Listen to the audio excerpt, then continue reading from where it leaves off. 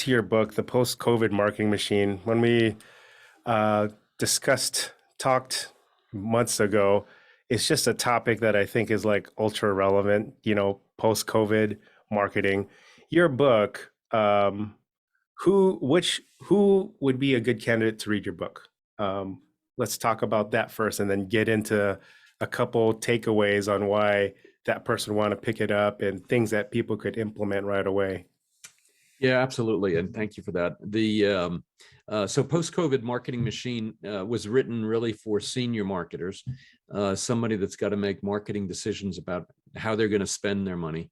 And it doesn't matter whether you're with a small business, a medium or large business. The idea is that if I invest $1 in marketing, how can I make sure that I'm going to get profitable dollars back out of that? And so that's number one, is that's kind of the top objective. How do I do that? And the idea is to build a marketing machine where I actually can know that I'm getting a good return on each and every one of the marketing activities that I do. So whether those are, investments in digital marketing, how much did I get out of the 1,000 clicks that I got? Did I sell? What was my conversion rate? What can I do to improve it? What about my social? I've got this social presence. I've got this audience out there. How do I know I'm getting money back on that? And then if you're a larger advertiser, of course, you are looking at traditional media, whether it's TV, radio, billboards, and taxi toppers and bus wrappers, all the cool stuff that might go with that. I just love those two terms, by the way. And of course, I do love Super Bowl commercials. So, and those kinds of things, for a very large marketer, are also very critical to be able to say, listen, we're going to now spend $5 million, $6 million on a Super Bowl commercial. What's my expected result out of that?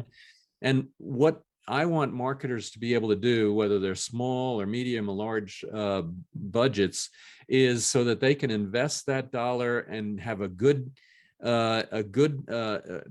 chance of getting a good ROI out of it. It's a predictable result, and it's an accountable result, one that I can really rely on, that yes, when I put that dollar in there, I'm going to get my $10 back or $100 back, whatever it is. And that's the idea of the marketing machine. The second piece, though, is post-COVID.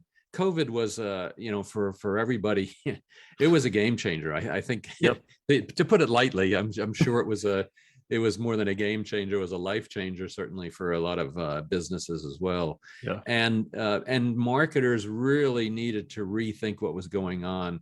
I remember one of our clients had been focusing primarily on big sporting events.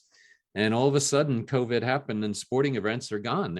They're canceled. They're canceled for at least 12 months, maybe even 24 months. And they had to totally redo what they were doing in their marketing. And I remember them saying, we're running around here like with our heads cut off, like chickens with their heads cut off, because we have to make so many changes because all of a sudden sporting isn't there. And all of a sudden I can't, I have a venue. A friend of mine was director of marketing for the aquarium here in Atlanta, and he didn't have there was no more guests for 12 months maybe. And so all of a sudden he had to figure out a way to build a digital experience and be able to sell tickets online for the online experience as opposed to the in-person, personal experience. And so all of those things kind of came together where they really needed to rethink how they were going to market, and then also adjust how they were going to determine whether that was actually going to drive revenue in a predictable, accountable way for them. Yeah, right. Because even we've heard it before. We've said on this podcast, 3 Ps of the COVID pandemic: do you pause, panic, or pivot? And sometimes the chicken with their head cut off is let's pause, let's just stay tight, or don't do anything. And really, people pivoted to, this is an opportunity to market more, to gain more kind of the land grab market share when people are pausing. And then when it comes out, then you'll kind of reap those benefits down the road. So the couple of clients that did that actually have experienced significant growth. So we know that from a true case study, right, Joe? Yeah, absolutely. And what I noticed through the COVID is that I think a lot of companies realized that their online presence sucked. There's no other way to put it. They realized that, oh crap, I'm behind the times. my website should have been rebuilt many years ago. I should have been investing in SEO and Google ads and social, like I should have been doing all of these things already. A lot of people, I think, just got complacent to where their business was at, just relying on word of mouth and referral. And now they're like, how do I gain new customers? So I think COVID was great for a lot of digital marketing companies because companies had to start investing in their business. And I would say just from our podcast alone, like this whole, how we're meeting via Zoom, technology made us open our connectivity to like other entrepreneurs like yourself. You know, as we get to know, the world became smaller in the digital space, the virtual space, where we use it as let's have a way to maintain relevance, to have a discussion, to have something tangible in the cloud. You know, touch the podcast right there. But it made us kind of more efficient that way. You know, like instead of face-to-face meetings, you hit the road, bell to bell. Now you could have like 4 meetings in half a day if you scheduled it the right way. Yeah. So Yeah.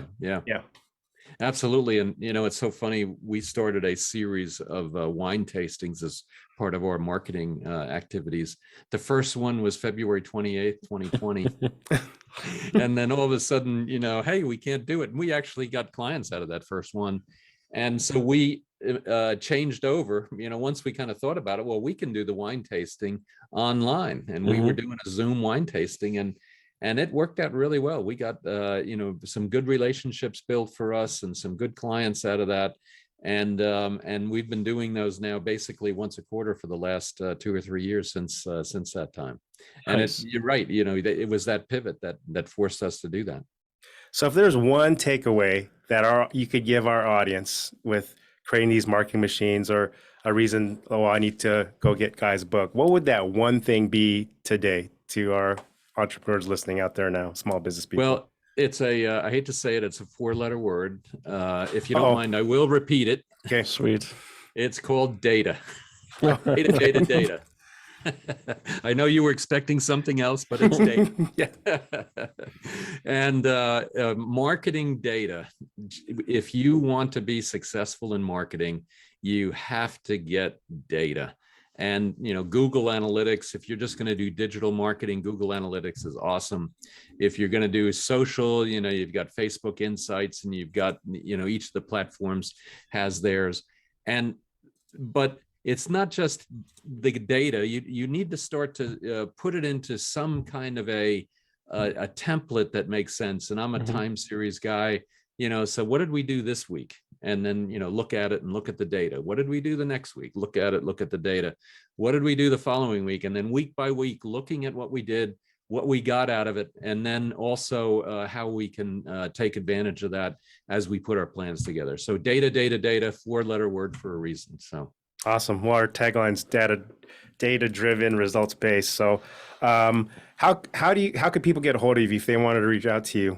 Share the best way to reach you. Absolutely. Thank you. Well, the best way to reach me and about my book, The Post-COVID Marketing Machine, is at marketingmachine.prorelevant.com. So my company is called ProRelevant. So marketingmachine.prorelevant.com. And there you can get a free excerpt of the book, and you can find out about other things about the book and where and why we are experts in what we do, and go from there. Awesome. Quickly, Joe, our last plug for Valor Cares. So just like Guy mentioned, websites are super important. So it's the foundation of every business. So if you don't have a website, or maybe your website's just outdated, or you have a website you don't have access to, go to our website, click on Valor Cares, submit your information, and hopefully we can build you a free website. Awesome. Well, thank you guys so much. Sounds like if there's other books in the future, we may invite you back for another topic and everything. But on behalf of our sponsors, Advanced Septic Services and Fuse Networks, my name's Galen. I'm Joe. Coming at you virtually from the BD local studios in Tacoma, Washington. Guy, thanks again for joining us. Thank you for watching and listening to this episode of the Ask Valor Masterminds podcast. Thanks, guys.